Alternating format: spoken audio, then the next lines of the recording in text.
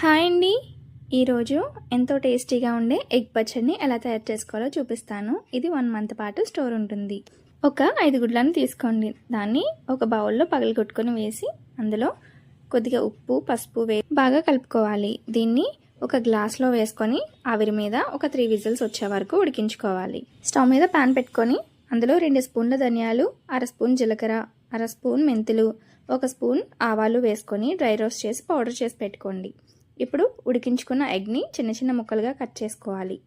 ఒక ప్యాన్లో డీప్ ఫ్రైకి సరిపడా ఆయిల్ వేసుకొని అందులో ఎగ్ పీసెస్ని వేసి ఫ్రై చేసి ఒక ప్లేట్లోకి తీసుకోవాలి. ఇప్పుడు అదే ఆయిల్లో 1 స్పూన్ అల్లం వెల్లుల్లి పేస్ట్, ఆవాలు, జీలకర్ర, కరివేపాకు వేసుకొని ఫ్రై చేసి స్టవ్ ఆఫ్ చేయండి. ఇప్పుడు చిటికెడ పసుపు, సరిపడినంత 2 స్పూన్ల కారం, ఇందాక పౌడర్ చేసుకున్న పౌడర్ని కూడా వేసి 1 స్పూన్ గరం మసాలా వేసుకొని ఎగ్ ముక్కల్ని వేసి బాగా కలుపుకోవాలి. ఇందులో చివర్లో నిమ్మరసం వేసుకుంటే ఎంతో టేస్టీగా ఉండే ఎగ్ పచ్చడి రెడీ అయిపోయింది. Please subscribe my channel.